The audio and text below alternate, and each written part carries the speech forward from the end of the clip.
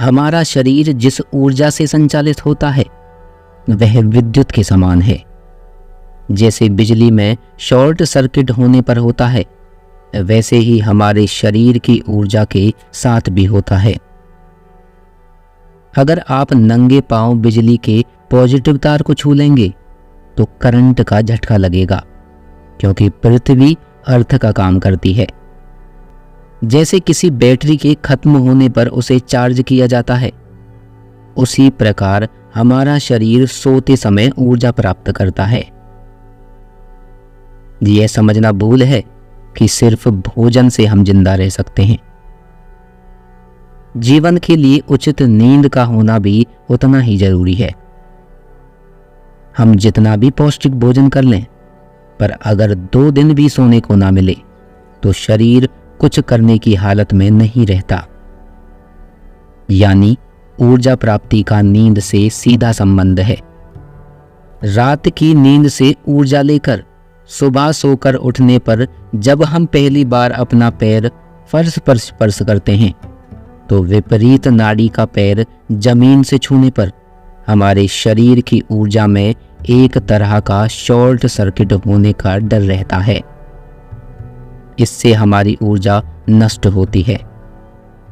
यह इतनी सूक्ष्म क्रिया है जिसका हमें कोई अनुभव नहीं होता, लेकिन लंबे समय तक ऐसा होने पर हमारे शरीर पर इसका बुरा असर पड़ता है।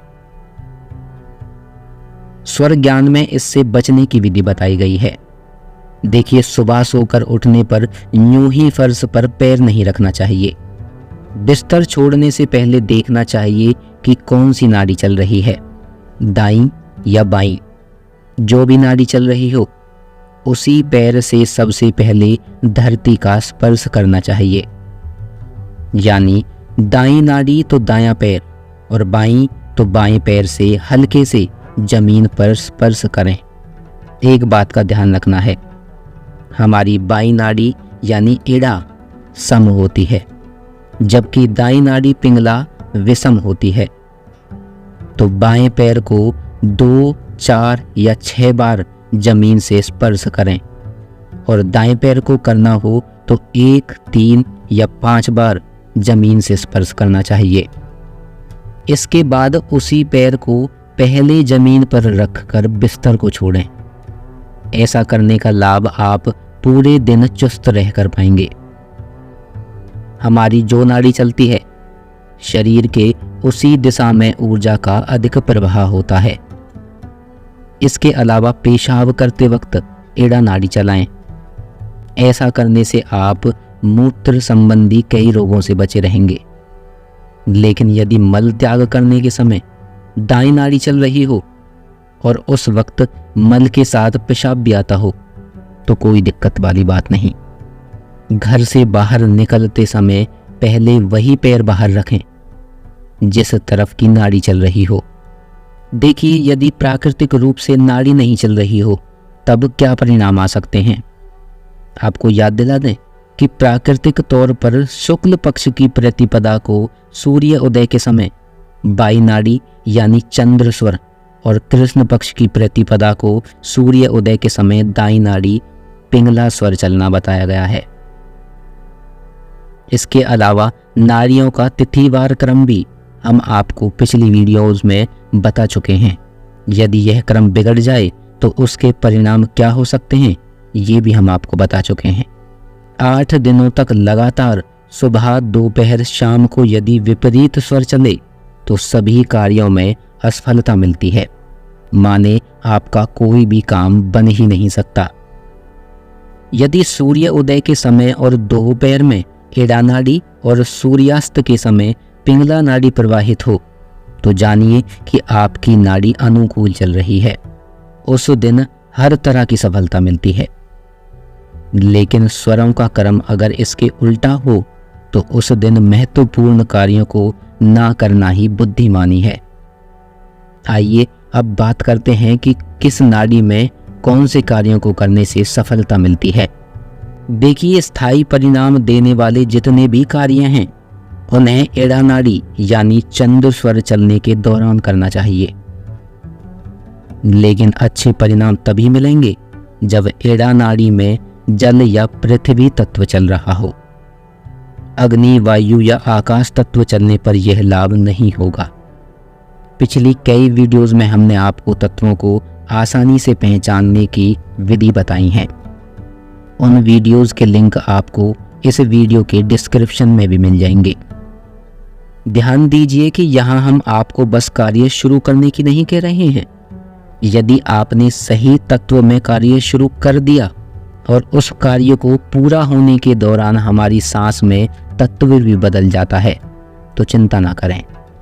लंबी यात्रा, भवन आदि किसी इमारत का निर्माण, तीर्थ यात्रा पर जा रहे हैं, विवाह करना हो, विवाह तय करना हो, कोई खरीदारी करनी हो, कोई औषधि लेनी हो, कोई औषधि बनानी हो, अपने बॉस से मुलाकात करनी हो, किसी से दोस्ती करनी हो, गृह प्रवेश करना हो, घर बनाने के लिए नींव रखनी हो, खेती करनी हो, मंत्र दीक्षा लेनी हो, मंत्र का जाप करना हो, साधना करनी हो, किसी विद्या का अभ्यास करना हो, पुण्य परोपकार वाले कोई भी कार्य करने हो, संगीत और कला का अभ्यास करना हो, योग अभ्यास करना हो, एड़ा नाड़ी के प्रवाह काल में सफलता प्राप्त होती है। इसको और अच्छे से और सरल तरीके से याद रखने के लिए इसे ऐसे समझें। हम दो प्रकार के कार्य करते हैं। एक ऐसे काम जिनमें हमें अधिक शारीरिक श्रम करना होता है, दूसरे वे जिनमें हमें अपनी सृजनात्मक शक्ति का प्रयोग करना होता है। जिनमें अधिक शारीरिक श्रम नहीं करना होता, ऐसे कामों की शुरुआत हमेशा एड़ा नाड़ी में जल और पृथ्वी तत्व के प्रवाह के समय करने से शुभ परिणाम आते हैं और उन कार्यों में सफलता मिलती है। ऐसे काम में दिन या रात का कोई फर्क नहीं पड़ता। ठीक इसके विपरीत, जिन कामों को करते समय हमें शारीरिक श्रम करना पड़ता है या जिन कामों को कठोर कहा जा सकता है, उनको दाईं यानी पिंगला नाड़ी में करने से सफलता मिलती है। आइए अब जानते हैं कि पिंगला नाड़ी के प्रवाह के समय कौन से कार्य करने चाहिए। साधक को व्यायाम, स्विमिंग, भोजन, स्नान, सेक्स, कोई पहाड़ पर चढ़ाई करनी हो, ट्रैकिंग करनी हो, किसी को प्रेरित करना हो, माने किसी को मोटिवेट करना हो, ये सभी कार्य सूर्य स्वर यानी पिंगला नाड़ी में शुरू किया जाना शुभ होता है।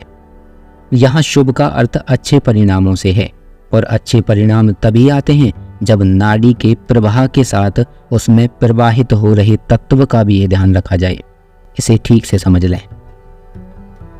एड़ा और पिंगला दोनों ही नाड़ियों में पृथ्वी तत्व के प्रवाह में किए गए कार्य में दीर्घकालिक सफलता मिलती है। जल तत्व के प्रवाह में किए गए कार्य में भी सफलता मिलती है। वायु तत्व के प्रवाह में किए गए कार्य में आंशिक सफलता मिलती है, लेकिन अग्नि तत्व के प्रवाह के समय किए गए कार्य में घोर असफलता प्राप्त होती है।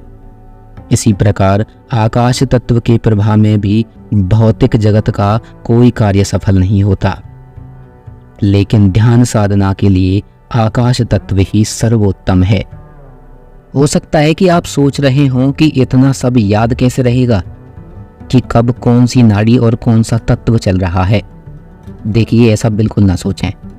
याद करें और सोचकर देखें कि जब आपको साइकिल चलाना नहीं आता था तब आप क्या नहीं करते थे कि साइकिल नहीं चल पाती थी। क्या आप सोच सकते हैं कि क्या नहीं करते थे तब? सब कुछ करते ही होंगे, हैंडल पकड़ते होंगे, पैडल चलाते होंगे, पर साइकिल नहीं चलती होगी। ऐसा कुछ दिन ही हुआ होगा और फिर एक दिन अचानक साइकिल चलने लगी होगी। सोचिए तब कैसे चलने लगी साइकिल। तब आप ऐसा क्या करने लगे जो पहले नहीं करते थे। दरअसल साइकिल चलाने की कोशिश ही वही प्रक्रिया थी जिसने धीरे धीरे आपको साइकिल बैलेंस करने की प्रैक्टिस करवा दी। किसी भी प्रैक्टिस को शब्दों से नहीं बताया जा सकता, उसे सिर्फ किया जा सकता है, सीखा जा सकता है। और जो चीज़ सीखने से पहले बहुत कठिन लगती है, सीखने के बाद वही सबसे आसान लगने लगती है। फिर आप उस काम को बगैर सोचे भी आसानी से कर सकते हैं। तो जरा से अभ्यास के बाद आप खुद ही नाड़ी और तत्व का भेद समझने लगेंगे। नाड़ी और तत्व की पहचान के लिए हमने आपको कई सारी वीडियोस दी हैं। डिस्क्रिप्शन में भी हम आपको उन वीडियोस के लिंक प्रोवाइड करा देंगे। आप बड़ी आसानी से नाड़ियों की पहचान और तत्वों की पहचान करने में सक्षम हो जाएंगे, लेकिन अभ्यास करने से। बस थोड़ी सी प्रैक्टिस की ज़रूरत है। इस काम को सीखने में साइकिल से कम वक्त लगना चाहिए, क्योंकि साइकिल आप 24 घंटे नहीं सीखते होंगे। सांस तो हर वक्त लेते हैं, तो सांस की प्रैक्टिस के लिए हमें बहुत समय मिल जाता है और यह बहुत आसान भी है। इसमें साइकिल जैसे गिरने और हाथ पांव छिलने का कोई भी डर नहीं। यकीन कीजिए, आप जो करेंगे अच्छा ही करेंगे और दिन ब दिन और अच्छा करते जाएंगे। साधकों, आज की इस वीडियो में बस इतना ही। हम आशा करते हैं कि वीडियो आपको ज़रूर अच्छी लगी होगी। वीडियो को लाइक और चैनल को सब्सक्राइब करना ना भूलें। मिलते हैं जल्द ही एक और नई वीडियो के साथ। तब तक अपना ख्याल रखिए। धन्यवाद।